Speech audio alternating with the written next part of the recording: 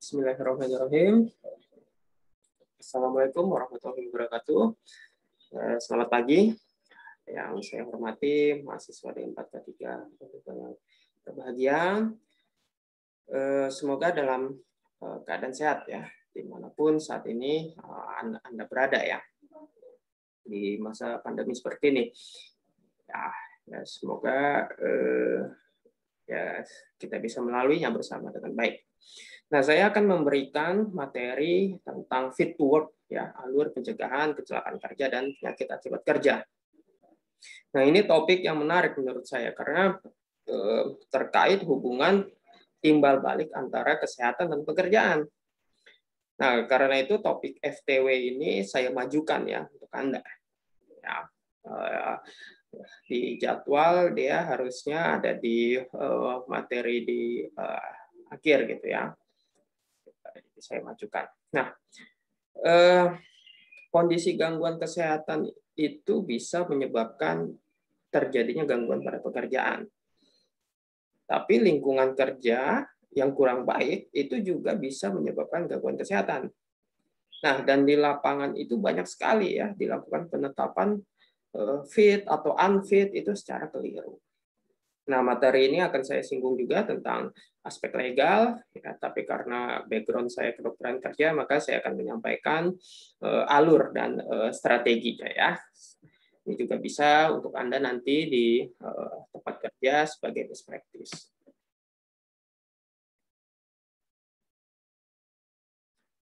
Nah, baiklah. Saya ingin memulai materi ini dengan mengutip sebuah buku ya tentang leadership. Ini yang ditulis oleh Jim Collins ya. Nah, buku ini sangat bagus ya menurut saya karena dibuat setelah 5 tahun penelitian. Nah, Jim Collins ini dia mencari faktor-faktor kunci penentu kehebatan kenapa sih sejumlah perusahaan itu berhasil membuat lompatan gitu ya. Sementara yang lainnya kok gagal. Ya. Nah, jadi ada salah satu ciri bagaimana menciptakan suatu perusahaan yang lestari ya dalam tanda kutip ya dibandingkan dengan menciptakan perusahaan yang sukses luar biasa tapi durasinya mungkin relatif singkat. Gitu. Nah, rahasianya adalah eksekutif itu tahu siapa pekerjanya. Kemudian eksekutif itu tahu pekerjaannya. Kemudian eksekutif itu tahu menempatkan si pekerja tadi, ya, dan tahu siapa yang tidak layak. Ya, baru kemudian dia melakukan tugasnya sebagai eksekutif. Nah, ini relevan dengan apa yang akan kita bicarakan ya tentang fit to work. Nah, perusahaan memiliki 2 tantangan ya. Yang pertama tantangan terkait sistem. Ya, terkait sistem ini ya termasuk di dalamnya adalah sistem informasi ya, sistem manajerial, ya marketing gitu ya, operasional, finance ya, accounting gitu.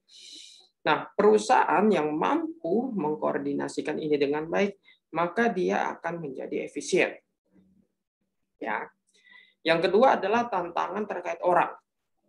Nah, di sini yang termasuk di dalamnya adalah ya human resources, ya personel, ya employee skill, kemudian apa ya kapasitas fisik, ya psikologi, kesehatan kerja, ya dan lain-lain gitu. Nah, perusahaan yang mampu mengelola ini dengan baik, maka dia akan menjadi produktif. Ya, seperti itu. Nah, profil tentang kondisi persaingan akan memberikan dukungan terhadap upaya mengurangi tantangan perusahaan terkait orang. Ya, jadi kalau kita bisa mengukur tantangan tersebut, maka kita dapat mengelola tantangan tersebut. Nah, ada beberapa hal yang perlu diresapi oleh sebuah perusahaan ya, yang ingin lestari tadi atau yang sustain. Gambaran besarnya ya kalau boleh saya sarikan adalah seperti ini. Ya, pemeliharaan dan pengembangan. Ya tentu perusahaan tidak boleh berpuas diri dengan hasil yang dicapai. Ya tantangan saat ini adalah perusahaan itu kadang resisten dia untuk melakukan perubahan ya, untuk menyesuaikan keadaan. Ya. Nah, kemudian pelayanan pelanggan. Nah, ini perlu terus diingatkan kembali nih kepada seluruh jajaran perusahaan ya, top to down ya, bahwa produk atau jasa perusahaan itu dia mempunyai prioritas untuk kepuasan pelanggan. Ya, nah umpan balik kinerja. Nah, semua proses pekerjaan itu memang harus terus termonitor dan terevaluasi. Ya, jadi harus ada supervisi dari perusahaan untuk menjawab pertanyaan-pertanyaan pekerja di lapangan. Ya, kemudian reward and punishment, sehingga semua bertanggung jawab ini apa ya bertanggung jawab gitu ya terhadap apa yang menjadi tugasnya seperti itu ya. Anda juga nanti di perusahaan atau safety officer ya tentu harus melakukan supervisi juga ya sebagai kepanjangan tangan dari manajemen ya. Oh ya, ini kemudian ada ya memilih orang yang tepat ya. Nah, di poin inilah materi saya nanti akan bersinggungan ya. Jadi fit to work itu tidak hanya terkait kesehatan. Ya, tapi selalu dimulai dari perusahaan dia memilih orang yang tepat untuk bekerja sama. Nah, di sini peran HRD sangat krusial gitu ya. Jadi memang lintas sektoral ya. Nah, HRD itu dia tidak hanya sekedar berkaitan tentang interview ya, training ya atau psikotes ya, serikat buruh ya, kompensasi atau benefit gitu ya.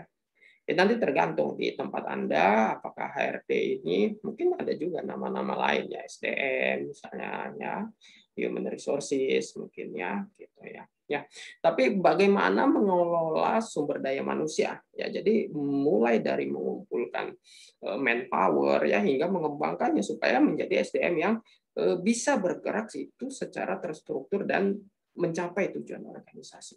Nah, ini tidak mudah. Ya, jika gagal mendapatkan SDM yang berpotensi, si HRD ini akan berhadapan dengan kesulitan-kesulitan pengembangan kemampuan dan rasio turnover. Ya, pasti turnovernya tinggi. Dan ini analog dengan fit to work ya, yang akan kita bahas. Nah, untuk manajemen yang efektif ya, ya produktivitas dan tim yang kompak ya gitu ya, saya kira Anda semua sudah paham ya, memang kita membutuhkan itu gitu ya, apalagi nanti kalau Anda berada di perusahaan-perusahaan besar kayak gitu. Nah, membuat bisnis yang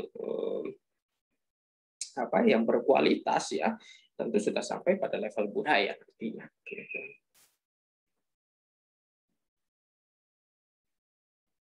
Nah, saya coba menyelipkan pertanyaan ini dalam slide saya ya. Nah, apakah perusahaan pernah mempekerjakan orang yang tidak sesuai dengan ekspektasi Anda ya? Misalnya ekspektasi perusahaan dalam hal ini ya. Ya tentu saja jawabannya adalah tidak. Ya, ya tidak mungkin HRD akan memilih calon pekerja yang tidak sesuai ya untuk menjadi tim dalam organisasinya. Dan saya ulangi lagi ya, memilih SDM yang mampu bekerja sama dengan perusahaan itu tidak mudah.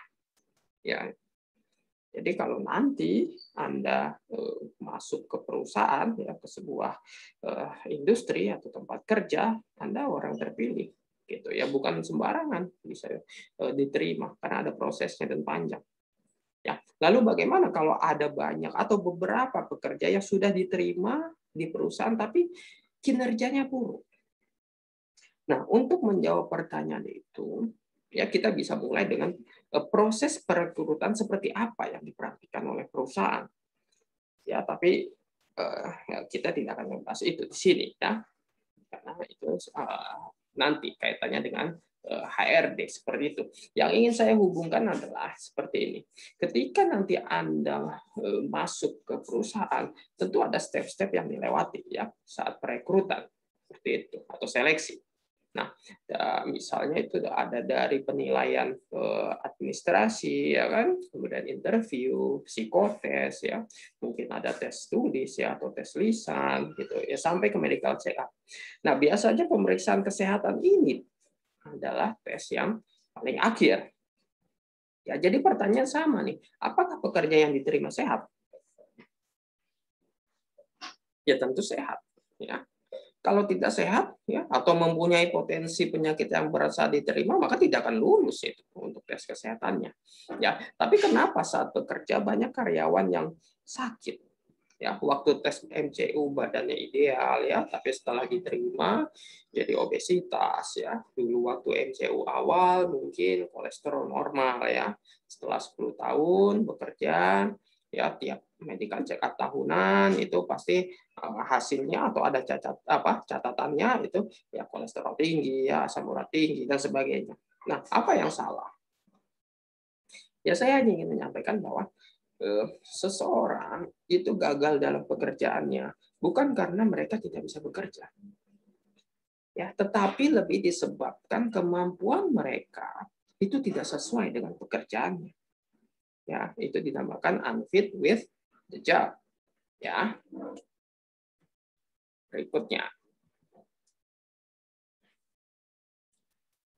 Nah, ini ya dalam bekerja kita memang harus menerapkan standar keselamatan dan kesehatan kerja ya, K3.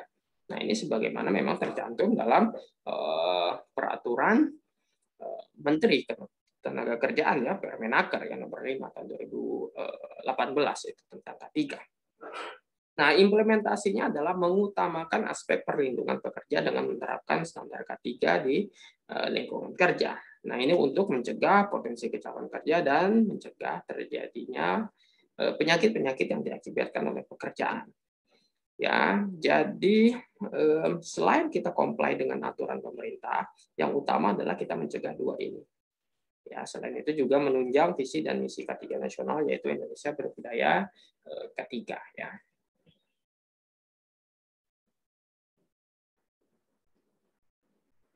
Nah, kita semakin mengkerucut ya kepada fitur. Nah, saya ingin memperkenalkan pemeriksaan kesehatan kerja terlebih dahulu. Nah, bicara K3 itu harus bersinggungan dengan bagian kesehatan kerja. Ya, karena K3 itu memang interdisiplin ya, ada safety, industrial hygiene, ada environment ya, ada human factor ya, ergonomi dan kesehatan kerja. Nah, salah satu program di kesehatan kerja adalah pemeriksaan kesehatan untuk pekerja. Nah, ada faktor risiko industri. Ya, setiap tempat kerja pasti ada risiko, ya kan? Ya, tidak ada satupun kegiatan ya sebuah jenis industri itu yang bebas bahaya. Ya tadi misalnya mau masuk perusahaan di tes MCU, ya tidak ada misalnya hasilnya tidak ada hiperkolesterolemia ya atau kolesterolnya pasti dalam batas normal. Masuk ke perusahaan catering, pekerjaannya sebagai koki ya, tugasnya adalah mencicip semua masakan ya sebagai quality control. Nah, setahun kerja itu sudah naik kolesterol. Ya berarti semua koki di perusahaan tersebut itu harus dilakukan pemeriksaan tambahan apa cek kolesterol seperti itu. Ya. Kemudian era globalisasi. Nah, era globalisasi ini akan membawa dampak terhadap perubahan tatanan bisnis global. Nah, kompetensi dan tuntutan ya akan standar internasional itu akan menyebabkan masalah ketiga itu menjadi isu global dan sangat penting. Ya misalnya dulu saya di perusahaan baja. Ya perusahaan tidak bisa ekspor produk kalau kecelakaan kerjanya tinggi. Ya, maka saya perlu pemeriksaan kesehatan kerja untuk mengakses masalah kecelakaan kerja. Ya. Nah, era globalisasi ini juga terkait dengan isu-isu global ya. Misalnya saat ini ya sedang pandemi COVID-19. Maka pemeriksaan apa yang harus saya lakukan kepada pekerja ya agar pekerja aman dan sehat. Ya. Nah, kemudian aspek perundangan. Ya, tidak bisa dipungkiri bahwa ketika kita melakukan proses bisnis di suatu daerah ya atau di suatu negara, maka kita harus comply dengan aturan tempat tersebut. Ya. Nah, saat ini kita akan bekerja di Indonesia ya, maka kita harus ikuti persyaratan pemeriksaan kesehatan kerja yang berlaku di Indonesia. Ya. Dan nanti saya berikan peraturan perundangan di slide berikutnya. Ya, tapi saya coba berikan contoh ya kenapa kita harus tahu aspek legal ini.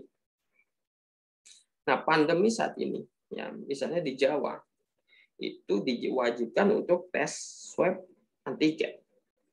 Ya, tapi di beberapa daerah Kalimantan mungkin swab antigen tidak diharuskan, gitu ya, PCR gitu ya. Nah, atau yang diwajibkan adalah rapid test antibody. Nah, ini yang membuat kita harus selalu update dengan peraturan setempat. Ya. Jadi kita harus mengingatkan perusahaan juga. Misalnya seperti ini. Anda berada di perusahaan multinasional. Ya, ketika perusahaan tersebut ingin ekspansi ke negara lain, ya, atau dia mau masuk ke negara Indonesia, itu harus mengikuti aspek perundangan di tempat tersebut. Pasti berbeda dengan negara kita, ya, pasti berbeda dengan negara asal mereka, seperti itu. Jadi harus kita juga ingatkan dan kita harus update gitu bagaimana dengan peraturan-peraturan di kita, ya. Nah, kemudian faktor tenaga kerja adalah aset perusahaan, ya. Nah, untuk perusahaan-perusahaan yang mempunyai value-nya tinggi, maka si pekerja itu akan dianggap sebagai aset, bukan sebagai mesin atau bukan sebagai alat. Nah, karena diperlakukan sebagai aset, ya, aset itu kan sesuatu yang berharga, ya, maka akan dilakukan pemeriksaan kesehatan tertentu yang di luar faktor sebelumnya, yang tadi yang saya jelaskan. Ya, misalnya dulu saya di perusahaan perkebunan. Nah, karena budaya perusahaan itu dia menganggap si pekerja adalah aset, maka perusahaan membuat kebijakan semua pekerja harus di treadmill setiap tahun. Ya, untuk mengetahui apakah ada yang mempunyai sakit jantung, ya, atau mempunyai penyumbatan. Nah, pertanyaannya, apakah penyakit jantung itu risiko industri perkebunan? Ya tidak, kan? Ya, tidak ada proses kegiatan di perkebunan yang akan membuat sakit jantung. Gitu. Ya, kecuali si pekerja memang sudah punya riwayat penyakit jantung, ya. Makanya saya lakukan tes treadmill, ya, untuk mengetahui supaya cepat dilakukan penanganan kalau memang terbukti ada yang sakit jantung. Nah, kemudian apakah tes treadmill itu diwajibkan di era globalisasi? Ya, apakah si treadmill ini memang menjadi persyaratan mutlak untuk WTO gitu ya, atau AFTA ya, atau untuk ekspor logging kayak gitu? Ya tidak juga. Ya, kemudian apakah si treadmill ini harus dilakukan ya, atau memang ada peraturannya di Permenaker misalnya? Ya tidak ada kewajiban perusahaan melakukan treadmill ya untuk pekerja. Ya, terus kenapa dilakukan? Ya karena ini, tenaga kerja adalah aset perusahaan.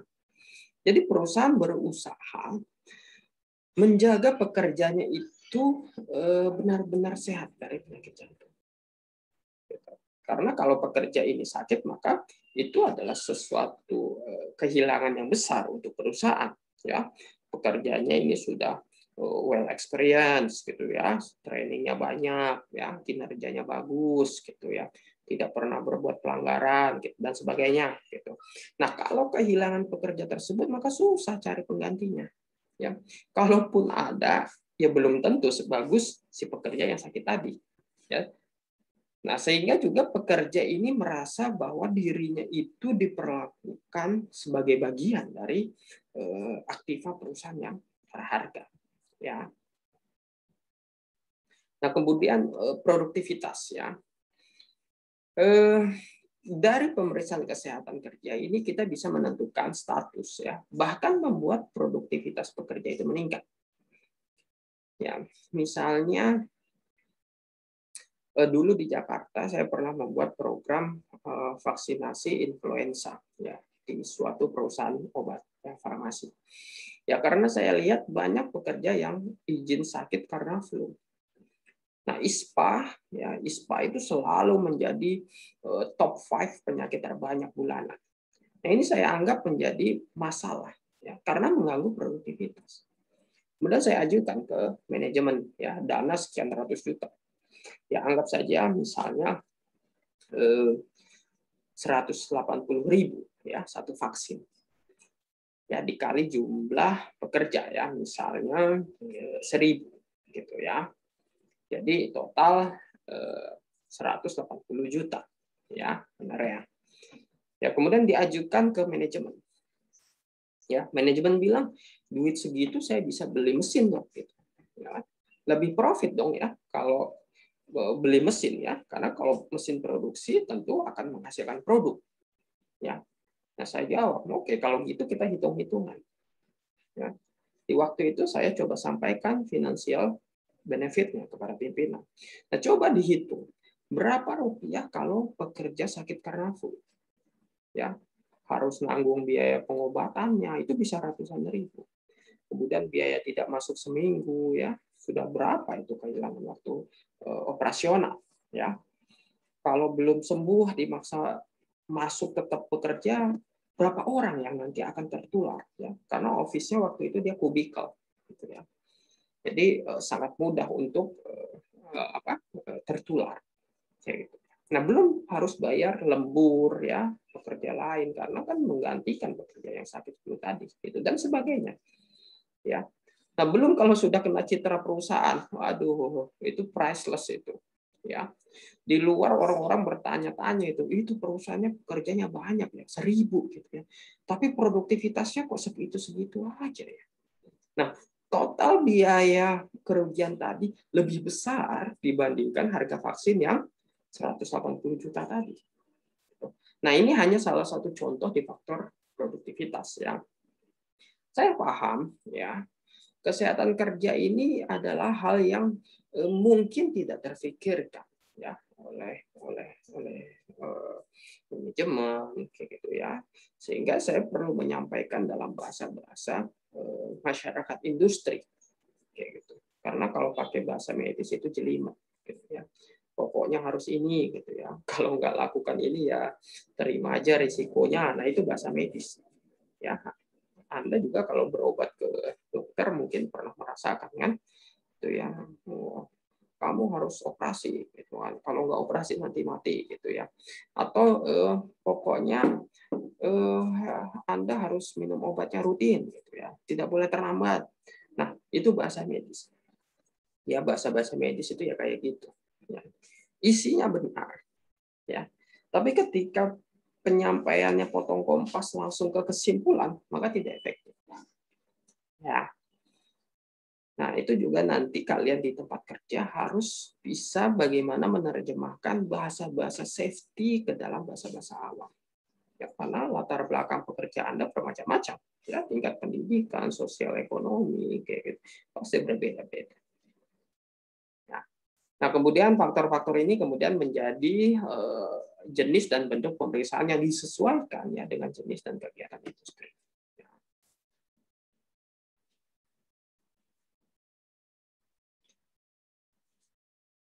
Nah, saya akan ulangi lagi ya. Dalam sektor industri, pelayanan kesehatan itu umumnya dilakukan oleh dokter yang bekerja di perusahaan, ya, yang melaksanakan surveillance medis, ya, penilaian risiko, melakukan langkah diagnosis penyakit akibat kerja ya atau PAK, juga mengembangkan pelayanan kesehatan kerja ya sesuai dengan standar tempat kerja ya yang aman dan untuk si kesehatan si pekerja. Nah, untuk kasus-kasus PAK yang tidak bisa didiagnosis di fasilitas kesehatan tingkat pertama ya atau di puskesmas, itu dilakukan rujukan dan konsultasi ke dokter spesialis okupasi untuk dilakukan penetapan diagnosis PAK. Ya, karena dalam menjalankan pekerjaannya, si pekerja ini dia mengalami pajanan dari lingkungan kerja, ya, maupun dari pekerjaannya, ya, yang berisiko menyebabkan PAK seperti itu. Itu. Nah, ini yang menjadi concern kita. Kenapa? Karena spesialis kedokteran okupasi juga tidak banyak ya, di Indonesia ini langka. Nah, kemudian sebagai personil yang berkecimpung di bidang K3, ya sangat penting untuk kita ya untuk melakukan upaya-upaya pencegahan PAK ya serta pelaksanaan selanjutnya tentu ya. Nah, itu yang tertuang di Permen 382 ya, Permenaker nomor 3 tahun 1982. Nah, tugas pokoknya adalah promotif, preventif, kuratif, dan rehabilitatif ya, yang dipimpin dan dijalankan oleh dokter kesehatan kerja. Ya. Nah, kenapa harus mempunyai dokter perusahaan? Karena dokter ini nanti yang mengetahui keadaan lingkungan pekerjaan. Nah, ketika melakukan MCU ya di rumah sakit ya atau di klinik tertentu, itu pasti sudah ada kesimpulan fit work-nya. Ya, apakah layak kerja ya, tidak layak kerja atau tidak layak sementara gitu kan. Bahasanya itu fit, unfit ya, temporary unfit ya. Dan ini Anda lakukan atau perusahaan Anda bekerja sama dengan vendor ya di luar. Jadi bukan Anda yang melakukan ya, bekerja sama dengan rumah sakit atau klinik tertentu tadi. Gitu. Ya. Tetapi si dokter pemeriksa tersebut dia tidak mengetahui risiko-risiko apa yang ada di lingkungan pekerja tersebut atau di perusahaan Anda. Ya. Nah, secara kesehatan memang sesuai ya status kesehatannya. Tapi kalau dihubungkan dengan pekerjaan, maka menjadi tidak relevan. Ya. Misalnya, hasil MCU ternyata Anda buta warna. Gitu. Ya, secara kesehatan itu unfit, ya kan? Karena tidak normal kan, dianggap sakit buta warna. Ya. Nah, ketika dihubungkan dengan tugas pekerjaannya, apakah sakit? Ya belum tentu. Ya. Nah, itulah perlu dokter di perusahaan sebagai asesor apakah pekerja dengan berbagai status kesehatan ya dari hasil MCU tadi bisa bekerja aman atau bahkan mungkin membahayakan dirinya atau teman kerjanya. Ya. Nah, ini beberapa peraturan terkait personil ya yang bertanggung jawab di perusahaan. Ini saya contohkan Permen 179. Nah, isinya kewajiban latihan hygiene perusahaan K3 ya bagi tenaga paramedis perusahaan. Nah, saya juga sering memberikan materi pada pelatihan Hiperkes. Gitu. Nah, ketika saya tanya motivasinya mengikuti pelatihan Hiperkes, banyak di antara peserta yang ikut pelatihan Hiperkes itu karena disuruh perusahaan. Kenapa? Ya karena perusahaan mau tidak mau patuh dengan aturan yang ini. Dan namanya peraturan, kalau tidak mengikuti akan ada sanksinya. Ya. Nah, kemudian ada Permen 292 ya. Ini tentang tata cara penunjukan kewajiban dan wewenang ahli K3 ya di perusahaan atau tempat kerja. Ya. Nah, perusahaan yang punya risiko tinggi pasti meng-hire Anda ya sebagai safety officer kayak gitu. Nah, ini aspek legalnya. Ya, kenapa dia harus mempunyai ahli ketiga ya.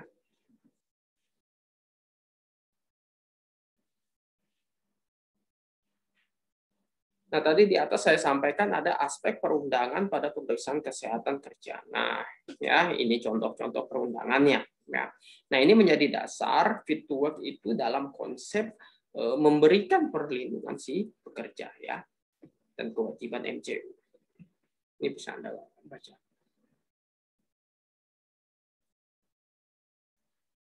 Nah, di dalam Kepmenaker ya nomor 159 tahun 2016 ini juga disebutkan tentang standar dokter perusahaan.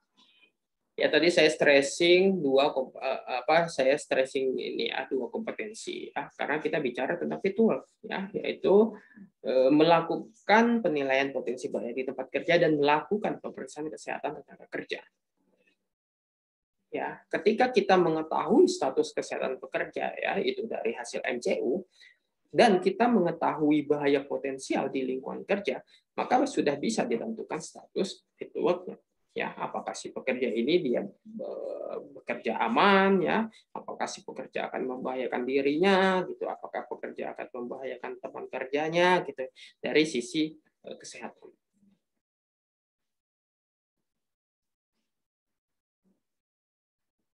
Nah, sekarang kita masuk ke definisi kelayakan kerja ya atau fitness to work ya atau yang familiar disebut FTW ya, fit to work.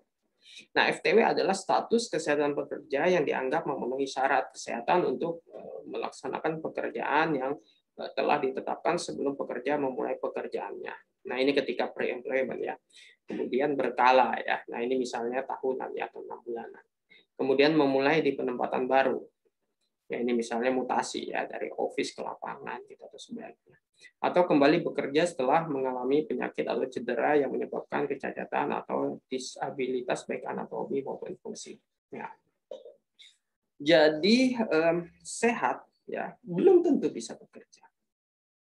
karena ternyata lingkungan kerjanya yang tidak sehat, ya. Atau sebaliknya, ya, pekerjaannya ini dia punya keterbatasan, tapi lingkungan kerjanya ini mendukung keterbatasan pekerja tersebut, ya maka si pekerja layak kerja. Gitu. Ini contohnya ya, misalnya ada pekerja dari hasil MCU dia buta warna, ya berarti tidak normal, ya kan? Secara kesehatan dia dianggap unfit, ya tidak layak, ya nggak sehat, ya. Tapi pekerjaannya administrasi, ya di office, gitu. Kira-kira boleh kerja nggak? Diterima di perusahaan nggak? Kalau tidak ada dokter di perusahaan, maka SDM atau HRD akan melihat hasil kesimpulan dari MCU saja. Apa?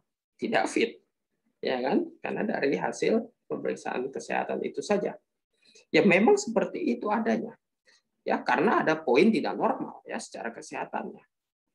Ya akhirnya calon pekerja tersebut ditolak perusahaan. Ya, tapi kalau ada dokter yang mengetahui proses kerja serta risiko-risiko di perusahaan, maka akan bilang ini fit to work, ya. Kalau cumanya tidak normal adalah buta warna. Ya, karena pekerjaannya tidak membutuhkan perbedaan warna kan secara detail. Ya, tidak ada kabel yang harus dipotong berdasarkan warna, ya kan? Tidak ada mesin yang harus dioperasikan yang memerlukan perbedaan warna, ya. Jadi secara kesehatan tidak fit. Tetapi ketika dihubungkan dengan pekerjaan, dia fit to work. Nah, sekarang bayangkan seandainya yang ditolak oleh perusahaan Anda ini punya kemampuan lebih, gitu, pengalamannya banyak, sertifikatnya setumpuk, gitu ya, konditinya bagus, rekomendasinya orang penting semua, maka si perusahaan ini sudah kehilangan kesempatan untuk mendapatkan calon kerja terbaik, ya, cuma gara-gara ditulis tidak fit karena buta warna. Ya, saya sudah sampaikan tadi di awal bahwa perusahaan yang lestari, ya, menurut Jim Collins adalah perusahaan yang mengetahui pekerjaannya, ya, dan pekerja yang sesuai, gitu. Dan mendapatkan pekerja terbaik itu tidak mudah, ya. Nah, fit to work adalah hasil dari penilaian dari dua faktor ini yang berperan, ya. Jadi seperti menimbang, yaitu job desk, ya. Di sini termasuk lingkungan kerja, ya. Dan physical capacity, ya, ini atau status kesehatan pekerja, ya. Nah, menentukan kriteria fisik pekerja itu bisa dilihat dari pemeriksaan kesehatan pekerja, ya, atau medical check up.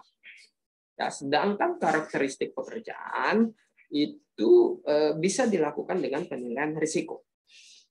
Nah, ini unik, ya, karena tidak akan sama satu perusahaan dengan perusahaan lainnya, ya, bahkan dengan bidang industri yang sama. Ya, jadi tidak bisa juga copy paste kebijakan untuk meningkatkan produktivitas antar perusahaan. Ya. Nah, saya hanya akan sampaikan poin apa saja yang menentukan demand dan capacity. Ya.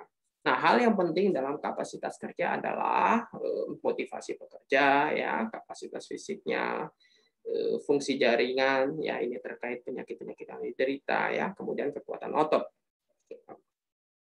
Ya, tentu perusahaan menginginkan pekerja yang memiliki kapasitas kerja yang maksimal, ya kan? Nah, kalau motivasi ini ya bisa kita lihat ya saat wawancara. Ya, ini hal yang terkait psikologis.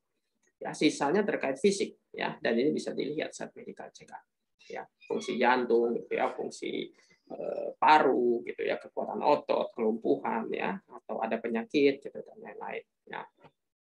Nah, kenapa perusahaan menginginkan pekerja dengan kapasitas kerja yang maksimal? Kenapa? Ya untuk mengimbangi demand atau tugas kerja yang diberikan. Ya, bekerja di pertambangan lebih membutuhkan kemampuan fisik ya dibandingkan bekerja di perbankan ya yang membutuhkan kemampuan komunikasi. Nah, hal-hal yang seperti ini yang dimaksud tentang metabolic level. Ya. Jadi ada yang membutuhkan kerja itu dengan yang tugas yang berat, ya, sedang, gitu, atau ringan, ya, terkait fisik. Ya. Kemudian persyaratan kemampuan. Ya, ini ada pekerjaan spesifik yang mensyaratkan tidak boleh buta warna. Ya, misalnya electrician, ya, operator listrik, ya. Kemudian nih waktu dan tekanan, ya, ini juga termasuk dalam demand, ya. Ya, ada yang membutuhkan kerja dalam keadaan tertentu, ya, misalnya confined space, ya, underwater welder, ya, atau night shift, gitu, ya, bekerja di ketinggian dan sebagainya, ya. Ya, tekanan juga, ya. Ya, ini lebih bersifat psikologis. Gitu. Ya, jadi ada yang bekerja dalam tekanan tinggi, ya, dengan kerja dengan deadline, gitu, ya, kerja dengan batas waktu, gitu, kerja dengan sumber daya yang minim, gitu, ya, kerja dengan yang harus ketelitiannya tinggi, gitu, ya, kerjanya tidak boleh melakukan kesalahan sedikit pun, ya, dan sebagainya, gitu, ya. Vice versa juga, ya, ada juga yang kalau kerja itu tidak dikejar deadline, ya, kerjaannya tidak tetap, ya, per project, gitu, ya, atau bisa dibawa ke rumah, gitu, ya, bisa dikerjakan dalam tim, gitu, ya, atau didelegasikan, ya, dan sebagainya. Nah, ini hal-hal yang terkait cost, ya.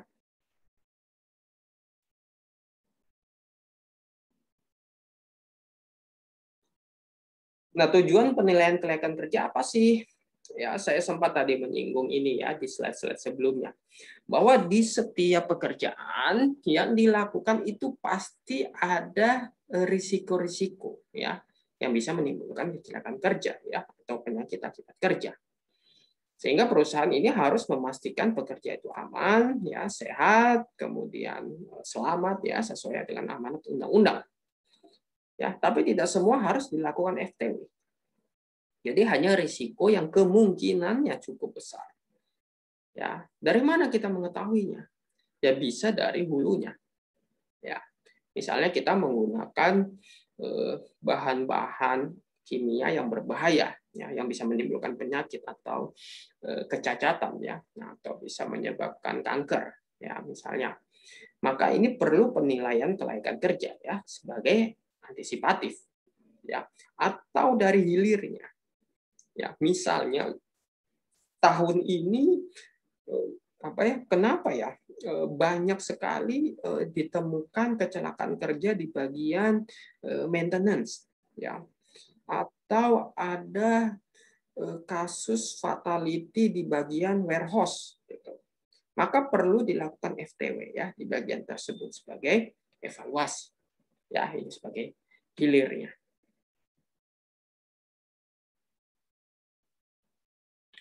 Nah, ada indikasi lain, ya, yang bisa dilakukan penilaian kerja, ya. Jadi bisa atas permintaan pemberi kerja. Nah, perusahaan itu kan pasti mengetahui proses produksi yang krusial, ya. Sehingga perusahaan ini dia bisa meminta dilakukan FTW. Ya. Kemudian sesudah mengalami cedera, ya, ini baik kecelakaan kerja maupun kecelakaan di luar tempat kerja, ya. Misalnya ya kecelakaan lalu lintas, ya, sampai patah tulang misalnya. Kemudian sesudah dirawat, ya, atau didiagnosis penyakit tertentu. Nah, misalnya juga serangan jantung, ya, atau terkonfirmasi COVID-19, gitu, ya. Ya, kemudian mengalami perubahan anatomis, ya, atau fungsi tubuh. Ini misalnya setelah stroke, ya, ada kelemahan di tubuh bagian kanan misalnya sebelah, gitu, ya. Nah, ini kan berarti ada perubahan fungsi, ya. Kalau anatomi biasanya karena kecelakaan, ya, atau cedera, gitu. Ini nanti istilahnya return to work, ya, RTW, gitu. Nah, sesudah MCU, ya seperti saya tadi bilang, gitu, ya, MCU itu pasti di vendor ke Fasiankes. Ya, tapi dokter pemeriksanya tidak mengetahui jenis dan lingkungan pekerja bersangkutan. Ya, jadi tugas dokter perusahaan menentukan kelayakan kerjanya dari hasil MCU yang sudah ada. ya. Kemudian pindah kerja, ya misalnya ini mutasi dari lapangan ke office ya, atau dari bagian warehouse ke bagian operation gitu ya, yang risiko pekerjaannya pasti berbeda jauh gitu ya. Kemudian bila ada penurunan kinerja, ya. Nah, supervisor ini yang sehari-hari bersama dengan pekerjanya dia pasti mengetahui ya tren atau kondisi anak buah yang menjadi tanggung jawabnya, ya. Pasti ditolongin gitu ya. Nah, ini sudah dibantu misalnya, sudah dilakukan sesuatu, tapi tidak membaik ini gitu. Padahal dulu kinerjanya bagus. Maka si supervisor tadi ini dia sebagai representasi dari perusahaan dia bisa meminta penilaian FTW. Gitu ya. Nih, saya mau sharing ya. Dulu saya pernah konsultan di sebuah perusahaan petrochemical ya, konsorsium Jepang. Mereka itu punya budaya keras soal produktivitas. Jadi HRD-nya meminta dilakukan FTW, ya, hampir 20-an pekerja ya, yang dianggap kinerjanya buruk. Ya. Jadi orang-orang ini dianggap bikin onar gitu ya, mengganggu jalannya kinerja orang lain gitu ya. Jadi tugasnya sendiri nggak pernah selesai ya, padahal sudah lama nih masa kerjanya, bukan orang baru gitu ya.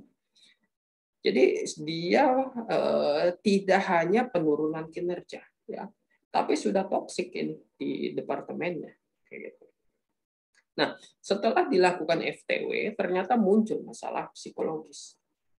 Ya, jadi sebenarnya masalah ini rata-rata berasal dari luar tempat kerja. Ya, jadi ada yang masalah dengan istrinya, ya, masalah dengan anak, ya, masalah dengan keluarga, ya, lingkungan sosial, gitu, ya, masalah dengan komunitasnya, ya, yang berefek kepada pekerjaannya, seperti itu. Ya, ini contoh, ya, contoh. Jadi kebetulan saja faktor penyebabnya berada di luar tempat kerja. Ya.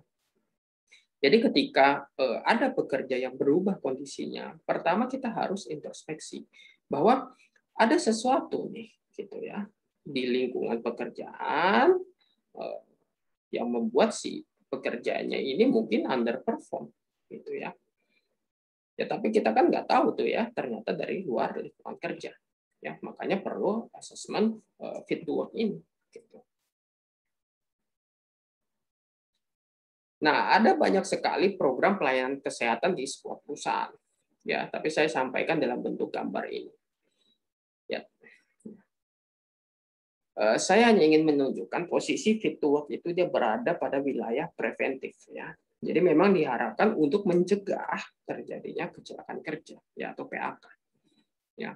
Kemudian ada yang namanya ini ya, return to work. Ya ini seperti fit to work ya, tapi setelah terjadi kasus. Ya, misalnya stroke tadi. Ya sebelum stroke dia bekerja di bagian operation. Ya, maka setelah dirawat ini perlu dilakukan penilaian kerja kembali kan, apakah masih sesuai bekerja sebagai operator. Ya, maka si posisi return to work ini dia di wilayah rehabilitatif ya.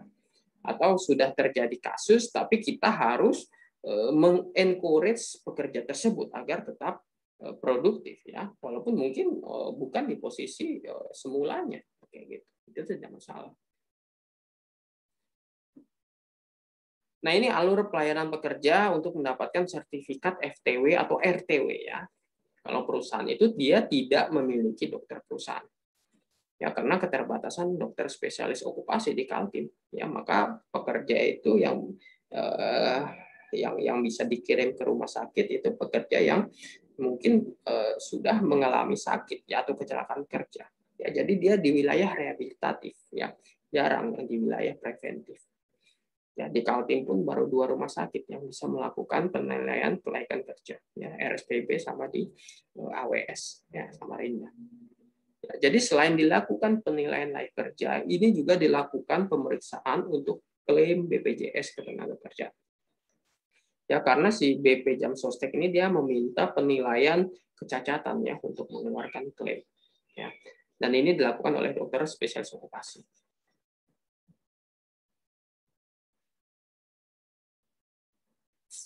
Nah, ini saya berikan gambaran apa sih yang dilakukan oleh dokter spesialis okupasi dalam melakukan FTW. Ya pertama, deskripsi pekerjaan. Ya ini bisa didapatkan dari pengamatan langsung ya ke tempat kerja. Ya wawancara dengan pekerja ya atau supervisor gitu ya atau petugas K3-nya karena dia tahu dengan departemen tertentu ya departemen semuanya sih sebenarnya kalau K3 itu harus semuanya bisa ya kemudian konfirmasi dengan HRD terkait job description-nya. Nah dari situ didapatkan ke-12 faktor yang dibutuhkan dalam pekerjaan tersebut ini ya yang seperti dalam tabel. Nah, demand ini kalau saya istilahkan seperti gambar timbangan tadi, ya. Nah, kemudian nomor 3 adalah kondisi medis saat ini. Ya, nah ini adalah hasil MCU. Ya, karena tidak mungkin perusahaan itu dia mempunyai alat ronsen, ya, lab darah dan sebagainya. Ya, walaupun dia mempunyai dokter perusahaan. Ya, jadi pasti bekerja sama dengan vendor. Gitu ya. Karena bukan core bisnis dari perusahaan. Ya. Kemudian dokter okupasi juga mempertimbangkan risiko untuk bekerja ya. Jadi ya seperti timbangan tadi ya, lebih berat mana nih risikonya kayak gitu ya, job desk-nya atau physical capacity-nya gitu. Nah, kemudian pertimbangan toleransi. Ya, Anda sebagai orang yang berpendidikan K3 ini pasti familiar dengan istilah acceptable risk. Nah, ini seperti itu ya. Jadi seberapa jauh kita bisa mentoleransi hasil pertimbangan tadi. Gitu. Misalnya ada pekerja dari hasil MCU dia didapatkan riwayat kejang. Ya. Kejang, tahu kan? Ya. Pemeriksaan yang lain dalam batas normal. Ya. Jadi cuma ada satu yang abnormal. Apa? Punya riwayat kejang. Gitu. Dan dia akan bekerja di pabrik di Balikpapan gitu, untuk memasang trafo misalnya. Gitu. Nah, secara kesehatan saya menganggap ini berisiko. Ya.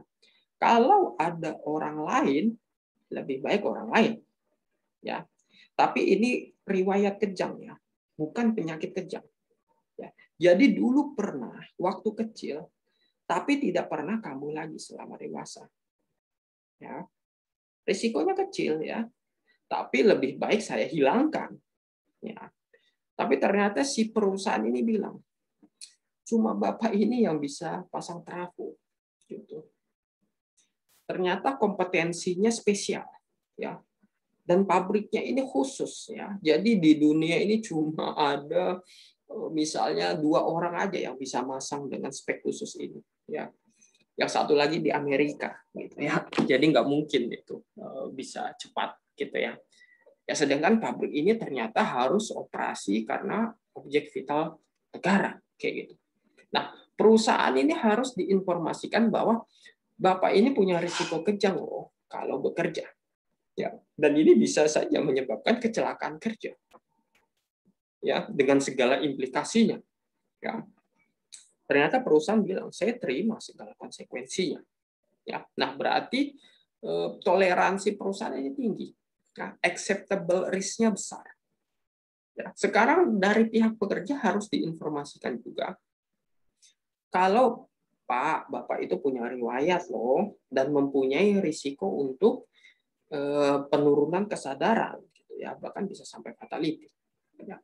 Ternyata pekerjaannya bilang, saya siap dok, gitu ya, demi bangsa dan negara, gitu ya. Soalnya kalau bukan saya tidak ada lagi. Nah loh, gitu. Nah, berarti ada toleransi di sini antara perusahaan dan pekerja. Ya, akhirnya saya harus melakukan asesmen diri. Ya, seandainya pekerjaan ini dilakukan dan benar terjadi kejang, ya, apakah saya siap? Ya, maka saya harus menyiapkan ambulans, ya, perawat terlatih yang standby saat pekerjaan dilakukan, ya. Saya harus telepon rumah sakit terdekat ya untuk persiapan kalau ada eksiden ya. Saya harus hitung jarak ya dengan peralatan pertolongan yang tersedia ya. Nah, seandainya clear lengkap, saya juga toleransi. Ya. Akhirnya pekerjaan ini dilakukan misalnya 1 jam. Ya, 1 jam. Ya. Tapi semua tanggung jawab. perusahaan harus terima konsekuensi ya kalau terjadi hal-hal buruk gitu ya. Kemudian harus menyiapkan dana ya untuk ambulans, MOU dengan rumah sakit terdekat gitu ya dan sebagainya. Nah, si pekerja juga bertanggung jawab atas dirinya ya kalau terjadi sesuatu. Nah, bagian health juga tanggung jawab melakukan pertolongan pertama kalau terjadi eksiden. Nah, di sini posisi HSE tadi. Gitu. Ya. Tapi ini riwayat kejang ya, bukan penyakit kejang yang kambuhan tiap tahun ya, atau yang sedang minum obat ya, yang sedang masa terapi. Ya kalau penyakit kejang kambuhan ya saya tidak akan toleransi ya, walaupun perusahaan dan pekerjanya setuju. Ya, ini hanya kasus ekstrim gitu ya. Ya, seandainya juga nih terjadi pabriknya itu di Handil gitu ya, bukan di Balikpapan. Ya, saya juga tidak akan setuju ya karena rumah sakit terdekat itu harus 2 jam darat misalnya. Ini wasting time gitu ya. Jadi tetap ada pertimbangan-pertimbangan medis ya. Dan tidak semua dokter mempunyai pertimbangan okupasi seperti ini. Ya, biasanya konsultasi dulu dia ke spesialis okupasi. Ya. Nah, kemudian penetapan kecacatan ya. Nah, ini kalau sudah terjadi cacat ya.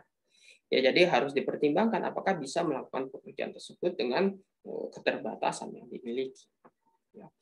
Kemudian kemungkinan membahayakan diri sendiri, rekan kerja dan lingkungan kerja. Ya, ini juga harus diakses ya.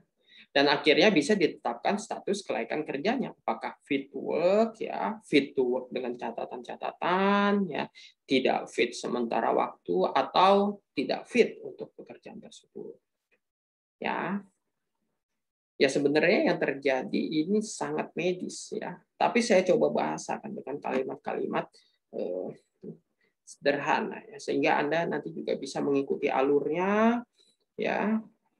Jadi Anda nanti juga bisa terinfo gitu ya. Jadi bisa ngomong juga ke pekerja nanti ya. Jadi tidak kaget misalnya selama ini saya sudah sering nih bekerja tapi setelah dilakukan FTW kok dianggap unfit gitu.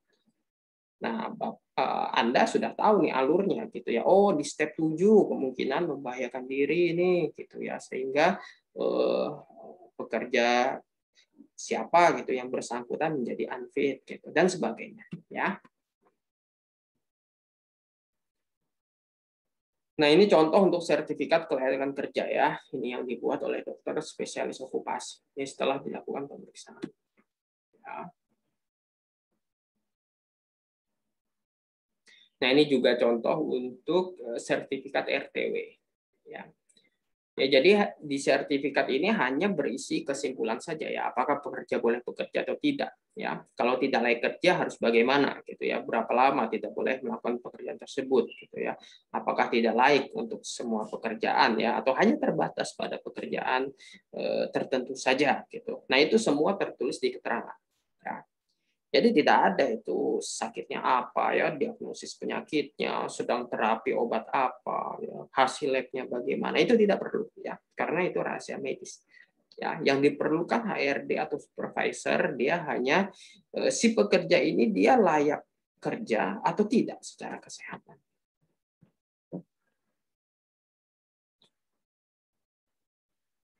Nah, ini regulasi khusus pelaksanaan RTW ya oleh BPJS Ketenagakerjaan.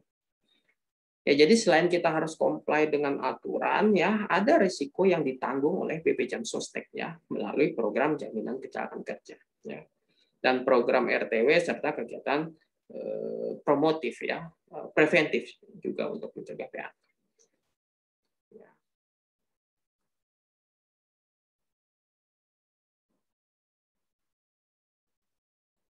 Jadi memang apa ya, perusahaan itu dilarang melakukan PHK gitu ya untuk kasus pekerja yang dalam keadaan cacat total tetap ya atau sakit akibat kecelakaan kerja atau sakit karena hubungan kerja ya. Perusahaan yang mempekerjakan penyandang disabilitas dia wajib memberikan perlindungan juga sesuai dengan jenis dan derajat kecacatannya ya, karena setiap tenaga kerja itu dia mempunyai hak dan kesempatan yang sama gitu ya, termasuk penyandang disabilitas. Nah, ini saya berikan sebuah contoh pengeluaran biaya di sebuah rumah sakit. Ya, nah rumah sakit itu harus menganalisis risiko terdampak menggunakan ruang lingkup risiko. Jadi rumah sakit juga perlu mengamati lingkungan eksternal yang bisa mempengaruhi kinerja bisnis. Ya, misalnya nih untuk pengeluaran BPJS Ketenagakerjaan dan BPJS Kesehatan ini bisa mencapai miliaran. Ya, nah ini besar gitu dan perlu dimanfaatkan melalui program RTW tadi. Ya, kalau perusahaan tidak memiliki dokter yang memiliki kemampuan pemeriksaan kelayakan kerja, maka tidak akan efektif pelayanan kesehatan kerjanya. Ya, karena setiap bulan perusahaan ini sudah membayar premi yang besar, gitu ya.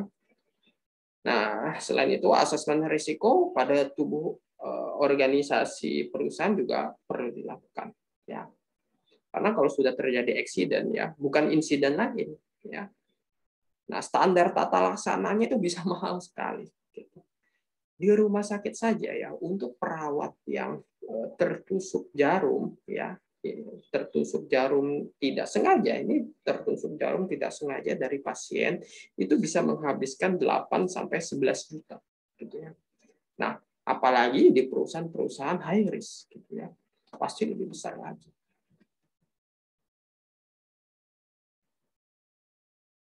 Nah, demikian yang bisa saya sampaikan ya untuk materi Fit to Work ya. Terima kasih atas perhatian sekalian ya, semoga bermanfaat. Semoga kita bertemu lagi di pertemuan berikutnya ya. Wabillahi taufiq wal hidayah. Wassalamualaikum warahmatullahi wabarakatuh.